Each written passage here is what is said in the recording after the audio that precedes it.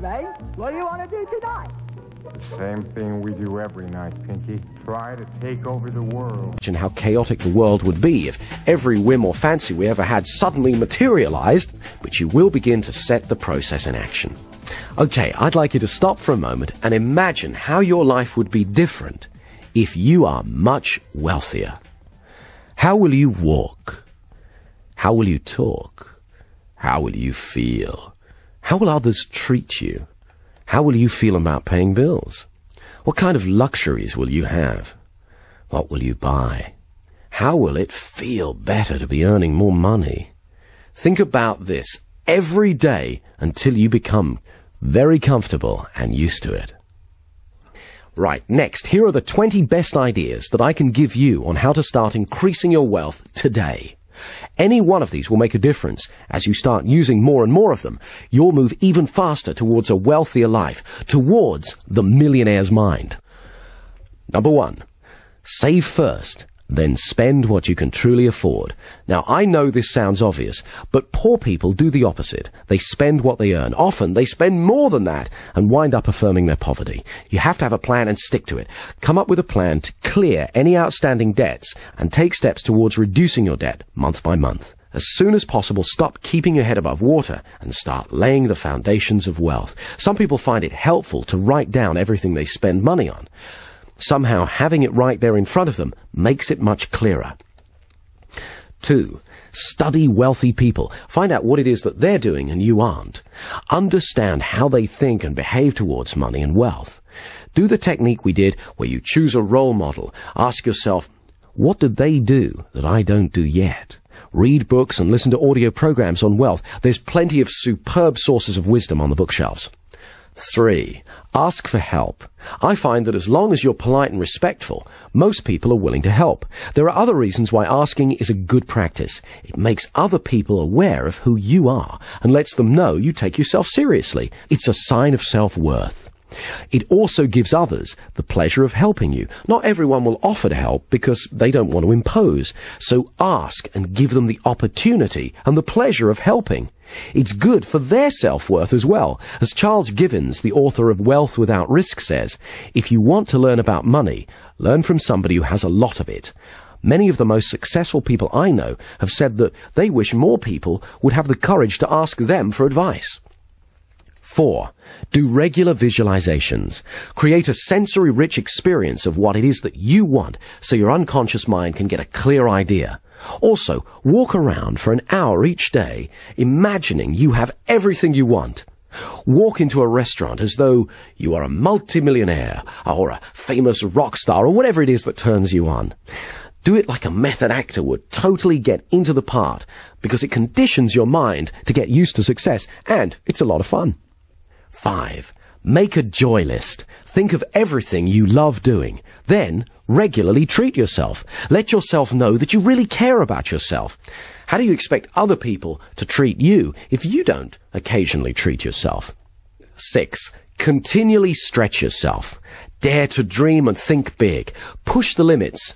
I don't mean take unnecessary risks, but most achievement involves some leaps of faith. You can either choose a life of getting by and surviving, or you can push the boundaries. That's how human beings grow, by stretching. As the saying goes, if you keep doing what you've always done, you'll just get more of what you've already got. Highly successful people are continually stretching themselves. Stretching means moving out of the comfort zone. It's easy to become complacent and get stuck. However, if you continually look for bigger challenges, then you continually grow. It's important to have big dreams so you can grow into them. As Donald Trump says, you have thousands of thoughts every day. You might as well make them big ones. 7, get comfortable with money. Carry an appropriate amount of money. Get used to having it on you. Get comfortable with it. This sends an important message to yourself. One technique I used was to practice writing out checks and paying in slips for millions of dollars until I felt comfortable doing it. Obviously, don't leave them lying around. Doing that process meant that I was able to feel comfortable paying out large sums of money and to paying in large sums of money. So I conditioned myself to become a wealthier person. Far too many people are scared by large sums of money. When you get more money, your financial pressures don't get smaller, they get bigger. But that's the fun of it, because you become a more capable person. You have to be prepared to accept the responsibility. Be ready to play the bigger game. The bigger the challenges, the bigger the rewards. Like mastering any new skill, you do it one step at a time, rehearse success over and over again, and then have it happen in the real world. Imagine what it's going to be like to be wealthier, so when it happens, it's not overwhelming. It's a pleasure. Number 8, always give more than you're paid for. That way, other people will have a feeling of value towards you. It was only as long ago as the 60s that Japanese products were generally considered cheap and tacky. The legendary corporate consultant Edwards Deming largely helped in changing that. He developed a strategy that was adopted by the Japanese that focused upon 2 simple but important ideas: quality control and constant improvement. Nowadays, Japan is a nation of industrial might. By changing their beliefs about what was important, they became wealthy and powerful. It's easy. Just ask yourself, how can I do it better next time? Constantly look for ways to improve. Number 9, an attitude of gratitude. Now, I know it sounds like a cliche, but it really works. An attitude of gratitude is the exact opposite of a poverty consciousness. When you start to regularly think of all the good things you have, of how fortunate you are, that sends a strong message of abundance to your unconscious mind and creates a flow of prosperity. One of the single most important things you can do is make a practice every night before you go to sleep of thinking through all the good things in your life. Your health, your friends, your opportunities, where you live in the world, and so on. And say thank you to God, to life, the universe, whatever it is that you feel most comfortable doing. A friend of mine has a great saying along these lines: today's gratitude buys you tomorrow's happiness. Of course, this also applies to people.